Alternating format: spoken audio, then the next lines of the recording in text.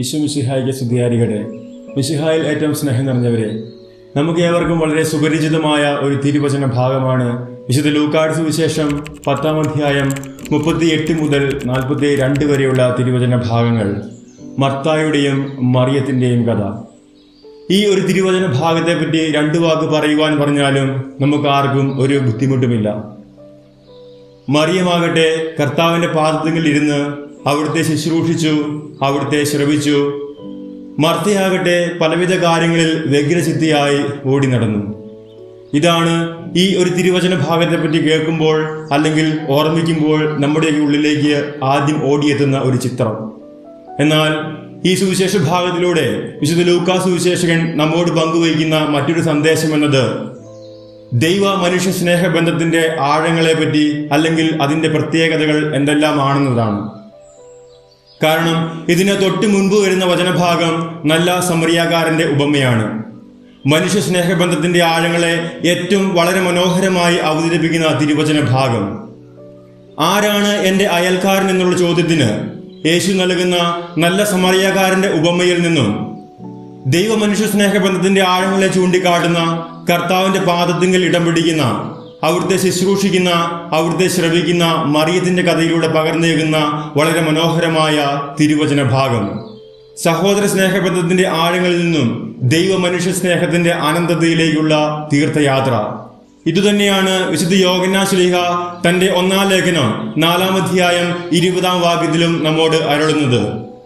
കാണപ്പെടുന്ന സഹോദരനെ സ്നേഹിക്കാൻ സാധിക്കാത്തവന് കാണപ്പെടാത്ത ദൈവത്തെയും സ്നേഹിക്കാൻ സാധിക്കുകയില്ല. എൻ്റെ പ്രിയം നിറഞ്ഞവരെ, ഇതുതന്നെയാണ് വിശുദ്ധ ലൂക്കാ സുവിശേഷകൻ ഈ വചനഭാഗത്തിലൂടെ നമുക്ക് പകർന്നു നൽകുന്ന ആദ്യത്തെ സന്ദേശവും. ദൈവസ്നേഹത്തിലേക്ക് കടക്കുന്നതിനുള്ള ആദ്യത്തെ ചുവടുവയ്പ് സഹോദര സ്നേഹമാണ്. അല്ലെങ്കിൽ സഹോദരനെ സ്നേഹിച്ചുകൊണ്ട് ദൈവസ്നേഹത്തിന്റെ ആവൃത്തിയിലേക്ക് പ്രവേശിക്കുക.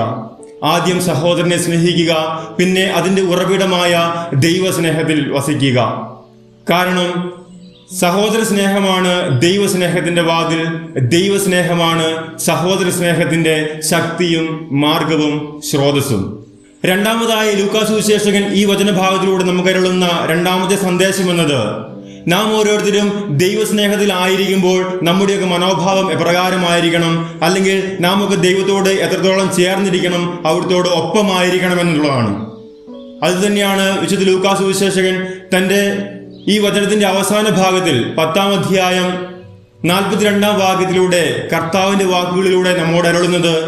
ഒന്ന് മാത്രമേ ആവശ്യമുള്ളൂ, മറിയം നല്ല ഭാഗം തിരഞ്ഞെടുത്തു, അത് അവളിൽ നിന്ന് ഒരിക്കലും എടുക്കപ്പെടുകയില്ല. ഒപ്പമുണ്ട്, കൂടെയുണ്ട്, ചങ്കാണ്, ചങ്കിടിപ്പാണ് എന്നൊക്കെ നാം പലവരും ആവർത്തിക്കുമ്പോഴും പത്രോസ് ശ്ലീഹായുടേതിന് സമാനമായ വെറും ഒരു ആവർത്തനം മാത്രമാണോ അതെന്ന്? കർത്താവെ, ഞാൻ നിന്നെ സ്നേഹിക്കുന്നുവെന്ന് നീ അറിയുന്നുവല്ലോ എന്നുള്ള വെറും ഒരു ആവർത്തനം, അല്ലെങ്കിൽ അവന്റെ ചാരയിരുന്ന് അവന്റെ മാറോട് അവന്റെ ഹൃത്തോട് ചേർന്നിരുന്ന് അവന്റെ ജീവന്റെ തുടിപ്പ് അനുഭവിക്കുവാൻ, അനുനിമിഷം നമ്മെക്കുറിച്ചുള്ള അവന്റെ ഹിതം ആരായുവാൻ കഴിയുന്ന ഒരു സ്നേഹബന്ധത്തിലേക്ക് വളരുവാൻ, ആ മറിയത്തെ പോലെ കർത്താവിന്റെ പാദത്തിങ്കിൽ ഇരുന്ന് അവിടുത്തെ ശുശ്രൂഷിക്കുന്ന, അവിടുത്തെ ശ്രവിക്കുന്ന ഒരു സ്നേഹബന്ധത്തിലേക്ക് വളരുവാൻ അനുദിന ജീവിത സാഹചര്യത്തിൽ എനിക്കും ആവുന്നുണ്ടോ എന്ന് വിചിന്തനം ചെയ്യുവാനുള്ള ഒരു ക്ഷണം. ഉറവിടത്തോട് ചേർന്നിരുന്ന് മറ്റൊരു പനിനീർ ഉറവയായി ഒഴുകി അവരുടെ ജീവിതത്തിന് ഉറപ്പേകുവാനും ഉറകൂട്ടുവാനും എനിക്ക് ആകുന്നുണ്ടോ? സ്നേഹം നിറഞ്ഞവരെ, നിങ്ങളിൽ ഒരുപക്ഷെ പലരും കേട്ടിരിക്കാൻ സാധ്യതയുള്ള ഒരു കൊച്ചുകുറിപ്പ് ഞാൻ ഒരിക്കൽ കൂടി ആവർത്തിക്കുകയാണ്. തന്റെ കുടുംബത്തിനു വേണ്ടി രാപകലില്ലാതെ അധ്വാനിക്കുന്ന ഒരു ഗൃഹനാഥൻ. ഒരു ദിവസം അദ്ദേഹം അതിരാവിലെ ജോലിക്കായി ഇറങ്ങുമ്പോൾ തന്റെ ഏക മകൻ ആ അപ്പന്റെ അടുത്ത് വന്ന് ഇപ്രകാരം ചോദിക്കുകയാണ്. അപ്പന്റെ ഒരു ദിവസത്തെ 1 മണിക്കൂർ നേരത്തെ കൂലി എത്രയാണ്? ആ അപ്പൻ പറഞ്ഞു, മോനെ 1000 രൂപ. അങ്ങനെ അപ്പൻ ജോലിക്ക് പോയി, മകൻ വീട്ടിലേക്കും പോയി.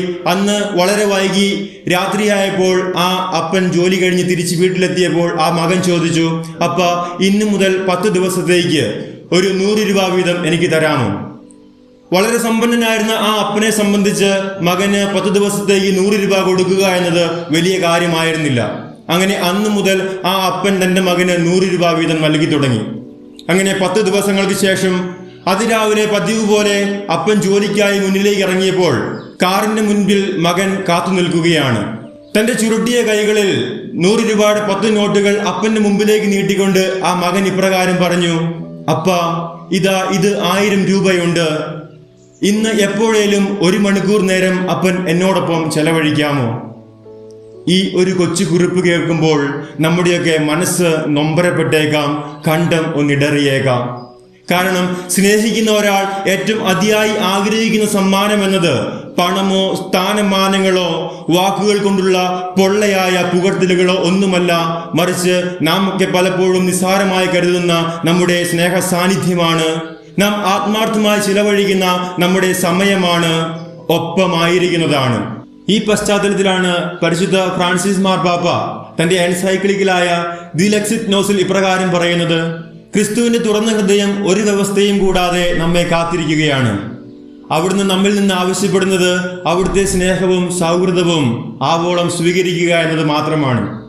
മറിയം ക്രിസ്തുവിന്റെ ഹിതം നിറവേറ്റിയത് കൊണ്ടാണ്, അവിടുത്തെ ആഗ്രഹം സാധിച്ചത് കൊണ്ട് മാത്രമാണ് നല്ല ഭാഗം തെരഞ്ഞെടുത്തത് എന്ന് അവിടുന്ന് അരുളിയത്.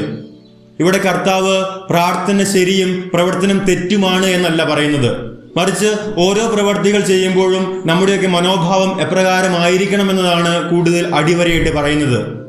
മർത്തായ്ക്ക് പറ്റിയത് അവൾ ജോലികളിൽ വ്യാപൃതിയായി പോയി എന്നുള്ളതല്ല, മറിച്ച് അവൾ ജോലികളിൽ വ്യാപൃതിയായിരുന്നപ്പോഴും കർത്താവിനോട് ഒപ്പമാകാൻ സാധിക്കാതെ പോയി എന്നതാണ്. അവളുടെ ഹൃദയം, അവളുടെ മനസ്സ് പലവിധ ആകുലതകളാൽ കലുഷിതമായിരുന്നു. എന്നെ സഹായിക്കാൻ ആരുമില്ലല്ലോ, ശുശ്രൂഷയ്ക്കായി എൻ്റെ സഹോദരി എന്നെ ഒറ്റയ്ക്ക് വിട്ടിരിക്കുകയാണല്ലോ എന്ന് തുടങ്ങിയ ആകുലതകളാൽ മുഴുകിയിരിക്കുകയായിരുന്നു അവളുടെ ഹൃദയവും ചിന്തകളുമെല്ലാം. നേരെ മറിച്ച് കർത്താവിന്റെ പാദത്തിൽ ഇരുന്നു കൊണ്ട് മറിയം മർത്ത അവിടെ എന്തൊക്കെയാണ് കാട്ടിക്കൂട്ടുന്നത് എന്നാണ് ആകുലപ്പെട്ടിരുന്നതെങ്കിൽ, മറിയത്തിന്റെ തിരഞ്ഞെടുപ്പ് ഒരിക്കലും നല്ലതായിരുന്നുവെന്ന് കർത്താവ് പറയത്തില്ലായിരുന്നു. നാം എന്ത് ചെയ്യുന്നു എന്നുള്ളതല്ല, മറിച്ച് നാം ആരുടെ ഒപ്പമാണ് എന്നുള്ളതാണ് പ്രധാനം. നാം എന്തു ചെയ്താലും എവിടെ പോയാലും ആരൊക്കെ നമ്മോടൊപ്പമുണ്ടെങ്കിലും കർത്താവ് നമ്മുടെ കൂടെ ഉണ്ട് എന്നുള്ളത് ഒരു ഉറപ്പും ശക്തിയുമാണ്. എന്നാൽ നാം അവന്റെ കൂടെ ഉണ്ടോ എന്നുള്ള ഒരു ഉറപ്പ് വരുത്തിയാൽ നാം ചെയ്യുന്ന എല്ലാ പ്രവർത്തികളും ദൈവസ്നേഹത്തിന്റെ അനുഗ്രഹ ചാലുകളായി രൂപാന്തരപ്പെടും. അവന്റെ കൂട്ടുപിടിച്ച് നാം ആകുന്ന ജീവിത നൗകിയെ അനുദിനം മുന്നോട്ട് പായിച്ചാൽ ഏതിൽ പ്രതികൂല സാഹചര്യങ്ങളിലും അവൻ നമ്മെ തന്റെ മാറോട് ചേർത്തണച്ച് ഉള്ളം കൈകളാൽ പൊതിഞ്ഞ് സംരക്ഷിക്കും. അതിനാൽ എൻ്റെ സ്നേഹം നിറഞ്ഞവരെ, ഈ തിരുവചന ഭാഗത്തെ പറ്റി ധ്യാനിക്കുമ്പോൾ നാം ഓർമ്മിക്കേണ്ടത് ഈ ഒരേ ഒരു കാര്യമാണ്: doing four Jesus is important, but being with Jesus is essential. For only those who sit and rest at his feet can walk in his footsteps, love with his heart and see his face in every brother and sister. ഈ ഒരു വലിയ കൃപയിലേക്ക്, ഈ ഒരു വലിയ ബോധ്യത്തിലേക്ക് അനുദിന ജീവിത സാഹചര്യങ്ങളിൽ കടന്നു വരുവാൻ ഈ വചനത്തെപ്പറ്റി ധ്യാനിക്കുന്ന ഈ അവസരത്തിൽ സർവശക്തനായ ദൈവം നാം ഓരോരുത്തരെയും സമൃദ്ധമായി അനുഗ്രഹിക്കട്ടെ. നിത്യം പിതാവിന്റെയും പുത്രന്റെയും പരിശുദ്ധാത്മാവിന്റെയും നാമത്തിൽ ആമേൻ.